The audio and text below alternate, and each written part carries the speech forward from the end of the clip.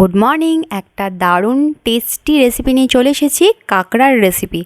তো আজকে আমি সেই রেসিপিটা শেয়ার করব। বর্ষায় দারুণ লাগে। তো আমি 3টে কাঁকড়া নিয়েছি। কাঁকড়াগুলোকে পাগুলো প্রথমে ভেঙে নেব, তারপরে ভালো করে ওটাকে ছাড়িয়ে নিতে হবে। আমি 2টো মেয়ে কাঁকড়া নিয়েছিলাম আর একটা ছেলে কাঁকড়া। মেয়ে কাঁকড়াগুলো বেশি টেস্টি লাগে।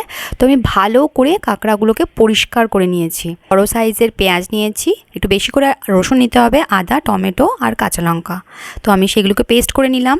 এবার সর্ষে তেলে রান্নাটা হবে। প্রথমে আমি কাঁকড়াগুলোকে ভালো করে লাল লাল করে ভেজে নেব। তার জন্য কাঁকড়াগুলো দিয়ে 1/2 চামচ হলুদের গুঁড়ো আর 1/2 চামচ নুন দিয়ে আমি আগে লাল লাল করে ভেজে নেব সুন্দর করে। গ্যাস কমিয়ে ভাজতে হবে ঢাকা দিয়ে দিয়ে।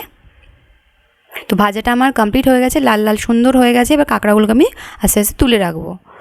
এবার তোলাটা কমপ্লিট হয়ে গেলে ওই তেলের মধ্যেই আমি তেজপাতা ফোড়ন দেব, 2টো দারচিনি, 2টো এলাচ আর একটু জিরে ফোড়ন দিয়ে যে মশলাটা করে রেখেছিলাম সেটাও আমি ওর মধ্যে ঢেলে দিলাম। 1/2 চামচ হলুদ দিলাম আর লাল লঙ্কার গুঁড়ো 1/2 চামচ দিলাম, ধনের গুঁড়ো 1/2 চামচ আর জিরের গুঁড়ো 1/2 চামচ দিয়ে ভালো করে মশলাটাকে আগে কষাতে হবে।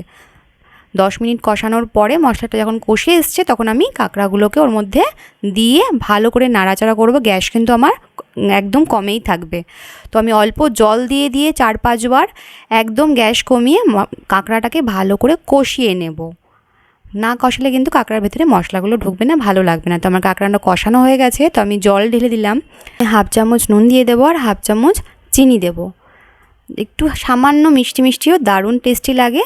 তো আমি এবার গ্যাস কমিয়ে এটাকে হতে দেবো। কাঁকড়াটা আমার একদম রেডি, তেল ছেড়ে দিয়েছে। তো আমি শাহি গরম মশলা 1/2 চামচ ওপর থেকে ছড়িয়ে দিলাম, 1 চামচ ঘি ওপর থেকে দিয়ে একটু নাড়িয়ে চাড়িয়ে নামিয়ে নেবো। কাঁকড়াটা একদম রেডি টু সার্ভ। তো দারুণ টেস্টি লাগে, নিশ্চয়ই একবার ট্রাই করবেন। আজকের জন্য এখানেই টাটা।